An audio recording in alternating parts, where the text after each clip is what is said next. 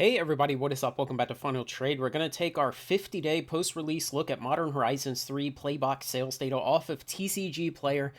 So in the whole pre-release period and now 50 days out post-release, it sold 7,127 boxes on the platform at a total cumulative price of $1,744,000 for an average price per box of $245, which given the high wholesale cost of these boxes, the break-even price is $270. So about $25 on average below the break-even price for a small card store. But you see the trend on the 7-day moving average price is still downward. So I suspect that as time goes on, fewer and fewer and fewer of anyone will be able to sell these profitably on this platform.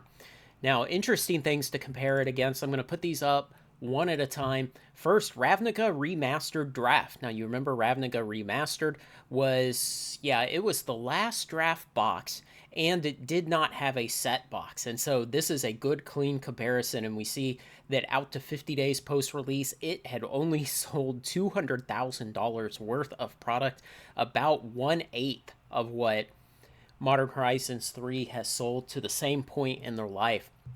Next up, we will put Commander Masters, and this is a special data set I had constructed of draft plus set boxes. And you'll remember Commander Masters last summer.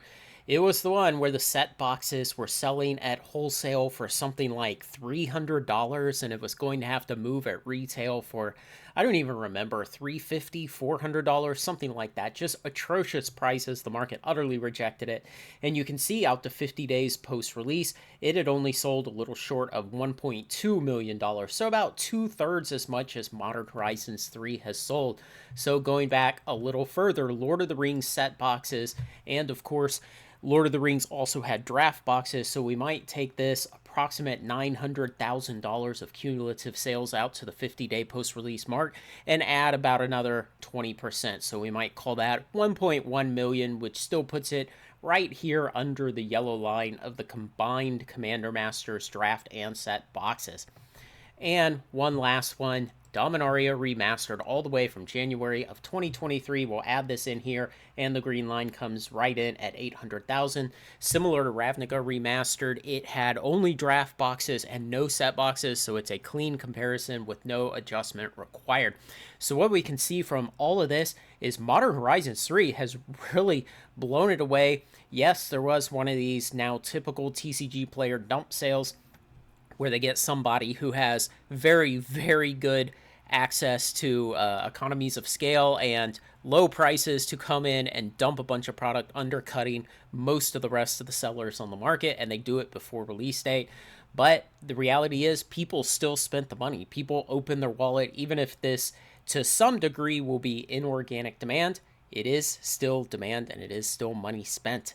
And so very, very good results for Modern Horizons 3. I don't know if it's the fetch lands or all of the format warping cards that we knew were in there, but wow, people have really spent the money on it. And you can see also on this 7-day moving average price plot that, well, the only thing higher was the yellow line of Commander Masters. And this is a combined kind of average between draft and set. So that line doesn't really make much logical sense. I do the mathematics, but there is no exact box that you're applying that to. It's more of a weighted average of all the boxes that are sold. So keep that in mind. So people are adjusting to the increased prices. I hope that keeps up long term. I'm skeptical that in the long run, WotC can just keep raising prices like it has done, and people will always put up with it. At some point, everyone has their breaking point, and their wallet won't stretch open any further. So I will do another update on this at 100 days and 150 days post-release. Subscribe to the channel so you don't miss that. Check out all my other videos. And thanks to everyone who makes this content possible, especially my very generous supporters on Patreon. Like, comment, share, and subscribe, and join me on Final Trade.